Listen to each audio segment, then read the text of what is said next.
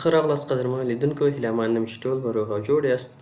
درنو لیدونکو، په تېر لیکچر کې موږ او تاسو د دغه ټولز په هکله بحث پیل کړی و. په ننني درس کې راځم تاسو ته د ریکتنګل مارکي ټول یا هم د مستطیل د ترسیم باندې بحث کوم، چې دا عموما د انتخاب کولو یا سلیکشن ټولز هم دې ته ویل کېږي. د دې په واسطه موږ او تاسو کولی شو چې مختلف اجسام انتخاب کړو. خو مخکې د دې څخه چې په درس پیل کړو، تاسو ته هیله کېږي تر څو زموږ یوټیوب چینل درسره سبسکرایب کړئ او له نورو ملګرو سره شریک کړئ. قدرمنو لیدونکو، راځو ریکتنګل مارکي ټول باندې کلیک کوو. مجرد چې زه کلیک وکړم دا انتخاب کېږي او د شفت بټنې څخه په استفاده یې که چیرې زه راشم دلته بغیر د شفت نه لومړی به که چیرې کلیک وکړم په یو سطحه باندې او زه دا انتخاب کوم، تاسو وګورئ دغه جسم موږ او تاسو ته انتخاب کېږي. دغسې موږ او تاسو کولی شو چې دغه جسم انتخاب کړو یا هم هر هغه برخه. ولې موږ او تاسو غواړو د دې نه استفاده وکړو؟ بعضې وخت موږ او تاسو ته اړتیا پیدا کېږي د مثال په ډول چې د دغې تصویر یا مثلا د مثال په ډول دغه اجازه راکړئ زه یا مثلا دغه کړکۍ یا دغه هنداره موږ او تاسو غواړو کاپي کړو یو سطحه. مثلا زه راځم دغه انتخابوم یا دغومره د دغې دروازې دغومره سطحه زه غواړم چې ځان سره کاپي کړم یا هم یو بل جسم ته انتقال کړم یا انتخاب شي د نورو کارونو لپاره. موږ او تاسو کولی شو چې د سلیکشن څخه په استفادې یا بعضې وخت اړتیا پیدا کېږي چې مثلا زه غواړم فقط په همدغه سطحه کې کار وکړم، اشتباها زما دغه فعالیت یا کار دې خواته سرایت ونه کړي. زه د دې لپاره راځم بروش انتخابوم. انشاءالله په بروش باندې په راتلونکو لیکچرونو کې بیا بحث کوو. زه دا رنګونه انتخاب کوم، کالرز. تاسو وګورئ قدرمن لیدونکو، زه دلته ځای په ځای کوم، دغسې یو رنګ اخلم. مثلا زه برش سایز مې غټوم د دغې په واسطه د قوسونو په واسطه راځم دلته کار کوم. تاسو وګورئ چې زه دې خواته هر څومره دلته کار کېږي مګر دې خواته نه راځي. نو سلیکشن موږ او تاسو سره په دغه برخه کې هم مرسته کوي. موږ او تاسو کولی شو چې مختلف چارې په دغه کې ترسره کړو. دلته موږ او تاسو سره د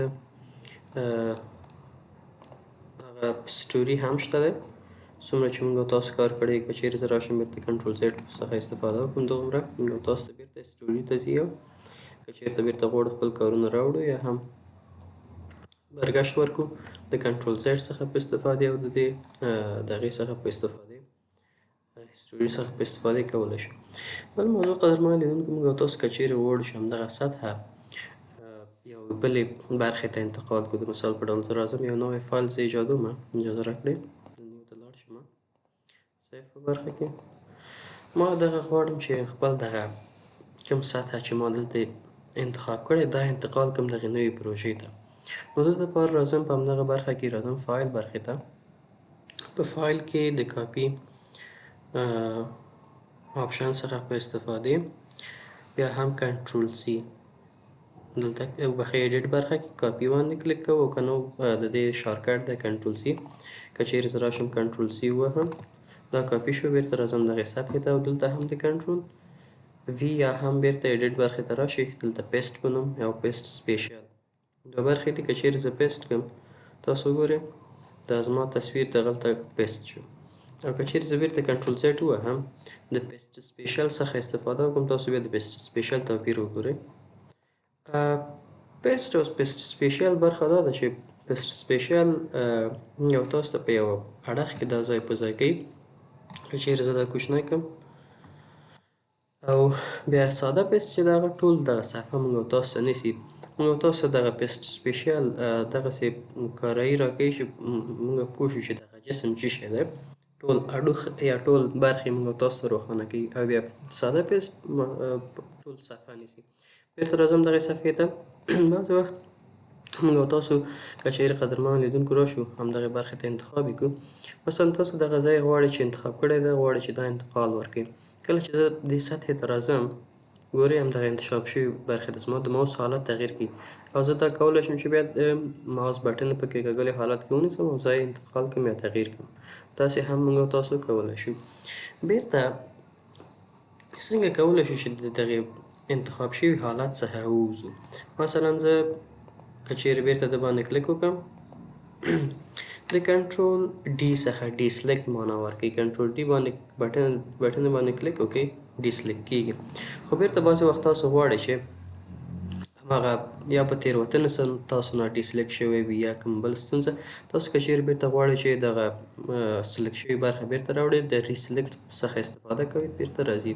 او که چیرې ډي سلیکټ کوئ بیا راشئ د کنټرول ډي هم دلته د ډي سلیکټ نه استفاده وکړئ او دا ډي سلیکټ کړئ. بله برخه موږ تاسو سره قدرمنو لیدونکو که چیرې زه راشم دلته زه مستطیل رسم کوم، تاسو دلته وګورئ د ماوس سره یو څه اعداد دي چې W او H ترڅنګ یعنې هایټ او ویټ پراخوالی او جګوالی د دې اعداد مختلف ارقام تغییر کوي. که چیرې زه راشم قدرمنو لیدونکو وغواړم چې یو مربع رسم کړم، نو د مربع ترسیم دپاره دا به ډېر سخت وي چې زه راشم دواړه اعداد هممهاله یو برابر کړم، یعنې دواړه ځولې. نو د دې دپاره د شفت بټن زه کلیک نیسم، تاسو وګورئ خپله تاسو ته دغه حالت کې قرار ونیو 1240 پکسل او 1240 پکسله که همداسې هر څومره تغییر ورکړم تاسو وګورئ همغومره فرق کوي، یعنې تر 2000 پورې یا دنه ښکته او پورته هر څومره چې تاسو غواړئ دا د یو مربع د ترسیمولو لپاره تاسو ورته استفاده کولی شئ. که چیرې بیرته غواړئ چې ډي سلیکټ کړئ کنټرول ډي ووهئ. نو قدرمنو لیدونکو دا د نن ورځې مبحث، نه غواړم چې دغه بحث ډېر طولاني شي. په راتلونکي مبحث کې د سلیکټ برخې دویم برخه لولو او پې بحث کوو. د نن لپاره همدومره کافي ده. تاسو هیله کېږي تر څو چې زموږ یوټیوب چینل هم درسره سبسکرایب کړئ او د تلګرام کانال دغه تاسو سره شریک کوم ډسکرپشن برخه کې ګروپ هغه کې هم یو ځای شي تر څو د راتلونکي پروژو کې چې کوم کارونه ترسره کېږي د هغې تصاویر دغه تاسو سره شریک شي. ښه وخت